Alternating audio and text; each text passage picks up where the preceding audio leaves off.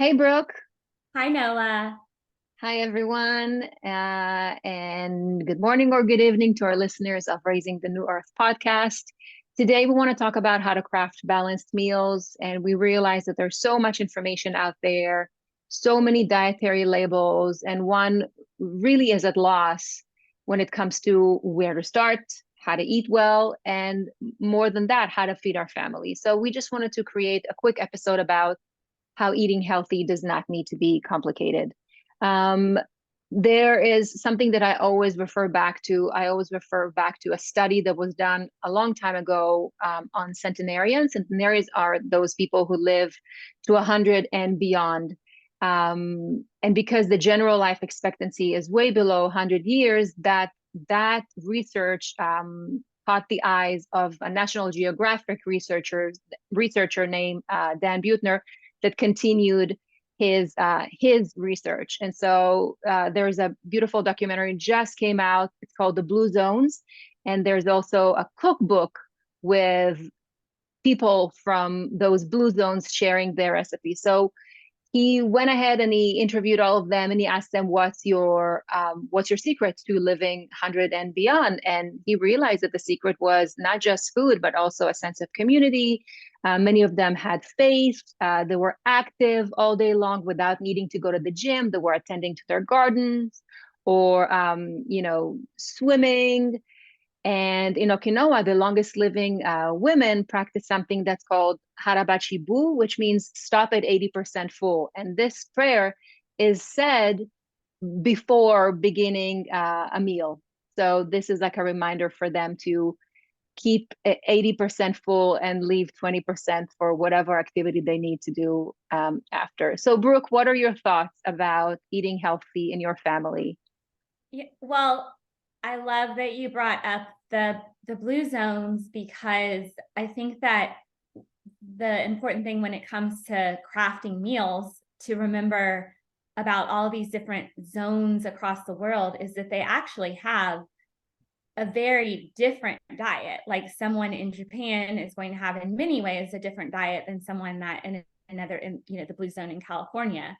However, I think the thing that and that is what I think needs to be emphasized the most in any sort of healthy diet is that the commonality between all of these different zones is that they're eating fresh food, a lot of vegetables, locally grown where it's not, and it's, not processed or very minimally processed. And I think that in many ways, when we look at our diets here in the US and even, just in the modern Western world in general, that oftentimes where the confusion begins to set in and where we kind of get in all these debates is what's healthiest is that we've kind of just gotten so far removed from the idea of things being fresh and local and seasonal that we don't really even understand really what that is and what that means. So when it comes to me, I don't really subscribe to any certain diet way of eating. When you look at people's diets, there's often a lot of like argument within, are you paleo, are you vegetarian, do you do the Whole30 diet, like all these different things. But I think you can boil all of that down to what's important to me is the quality. And I've heard the term qualitarian. So if I was going to put an Aryan on myself on a label, if you will, I would say that a qualitarian, which essentially is trying to get the best quality food that I can find at the moment. And within that as well, recognizing that it's not going to be the quote unquote perfect food 100% of the time, but that as long as most of the time, if I'm, buying foods that are mainly vegetables and minimally processed and eating as high quality meats and, drinking enough high quality water, that the rest of the time, I don't need to really stress as much in what I am eating. So that's pretty much what I subscribe to, and that's how I, want to approach with my family and, especially my little girl, and teaching her, what exactly healthy eating is and is not. That's So, really important. And giving that hands-on education to the next generation is essential, because we already see that those that were brought up in a low income drive-through McDonald's families are continuing that tradition of, huge soda cans and cheap meals that is not cheap at all in the long run, because it does cost them their health. The obesity rate among children is the highest that we've ever seen. And that kind of started in the 70s with the processed foods came into the picture. Um, Something that I really like for people that are trying to explore what healthy plate looks like is Michelle's Obama model that's called My Plate. So in 2011, the First Lady, Michelle Obama, she raised her daughters in the White House, and she even had like a beautiful garden, vegetable garden outside of the White House.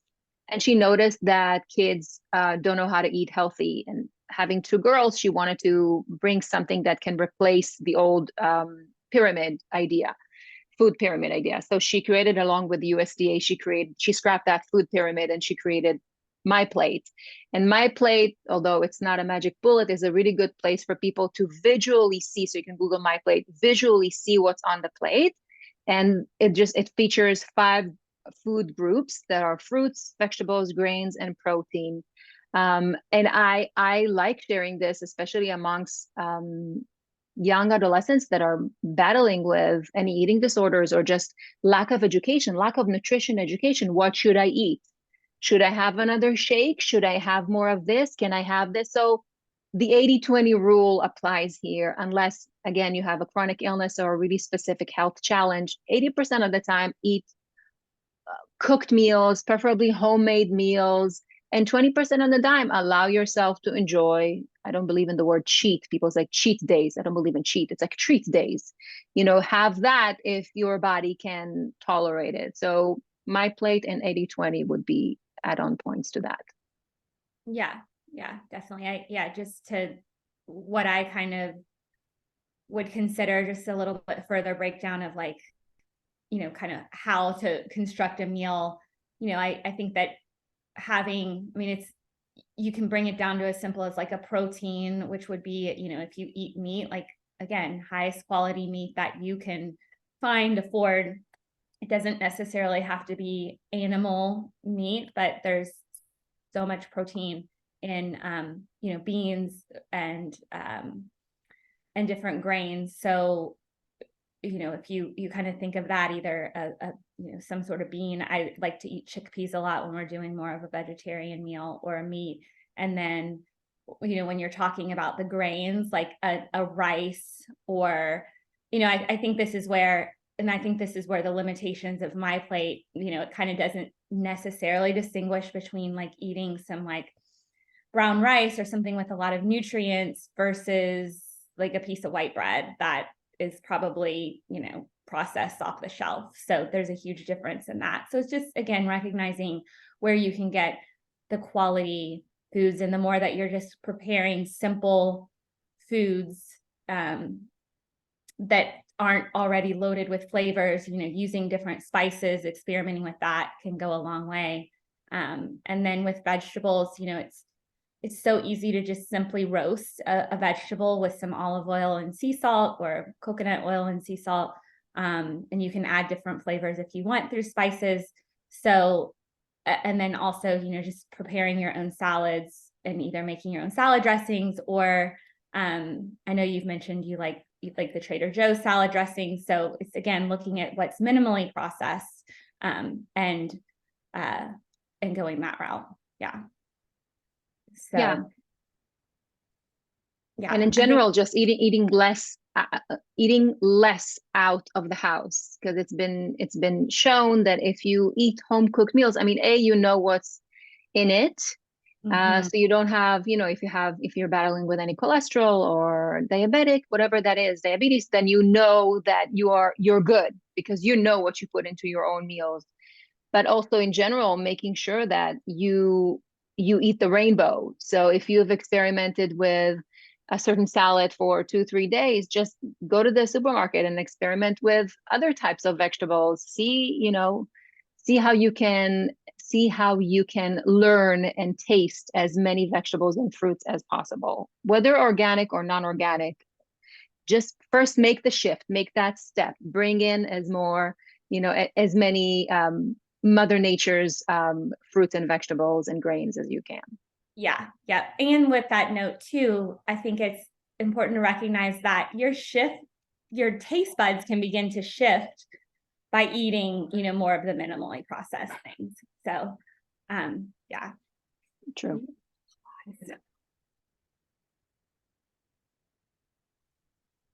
So yeah, so you were saying. Yeah. So well, with the eating out, I think that what you had said about being able to control, what is in there, and remembering that when you're eating out, oftentimes things are cooked in really unhealthy oils and you don't know what sort of additives are in there. So when you're constructing simple meals at home, then you get to control what goes in the meal. And I mean, and just kind of, I also like to think of, there's so much low hanging fruit. Like for instance, some of the spice mixes, if you look on the back, they will have like added ingredients. So it's like the more simple you can get with ingredients, like a simple spice and mixing your own. And to me, that's so important because there's just all of these little micro places where we don't even think. So, and I think that's where sometimes people get confused on just, where additives are hiding. And again, though, I think that it's kind of like meet yourself where you're at. That's the other important thing that I like to say, that if you eat out a lot or when you are at home, you tend to, reach for a lot of the more snacky type stuff or things that are processed or in a box that you can make. Just try to see where you can like kind of bring it back to the basics, and where can you, just bring it back to a simple protein, a simple carb, simple as in, something that's whole grain, and then adding in a vegetable and or fruit. So Yeah. And out of sight, out of mind. So if you feel you're going to reach out to something that's not that beneficial to you, then don't buy it. Make it your occasional food. Make it, a small package of something that you can't resist. That is okay. Go for it. But having that in the home, and then you're expecting your children, one is expecting the children to eat healthy. We gotta be that model that models healthy habits. So for our kids, it's going to be the once in a while foods, we call them, like once in a while foods. That is whatever they seek to eat at school, which is something we're going to talk about next episode next week, about school lunches and what to do about it. But they know that, they mitochondria and their body can handle it, because we really try to eat super healthy at home. And one sheet pans are amazing for that. Just throw all the vegetables that you can think about. You can do carrots and cauliflower and broccoli and yams and potatoes, a little bit of olive oil, a little bit of, coconut, whatever you choose, avocado, whatever you want, a little bit seasoning, even just salt. This is your pan, and it can last you 2, 3 days. And pair it with some pasta. We like chickpea pasta, so do that, or do some beans. So easy. Yeah. Yep. Yeah. You did things. We tend to overcomplicate things. So Yeah. I'd say if you feel like you are, then where can you kind of dial back and make things a little bit more simple? Yeah. And I love that term of like, these are our once in a while foods. Yeah. Because I think, again, if you create an environment of like restriction, whether it is for yourself or your children, then we oftentimes psychologically crave it more or want it more because we can't, we think that we can't have it. And so it's amazing what the psychology can do. If you allow yourself a little bit of leeway, then you can oftentimes, feel that you can still have some treats once in a while or something that you really like, but may not be the healthiest. Exactly. Beautifully said. Okay, so I think that covers it. We wanted to do a short episode. Anything to add, Brooke, before we close No, this? I think that's great. Yeah, keep it simple, emphasize quality, and yeah. All right. So we'll talk to you soon. Bye. Bye.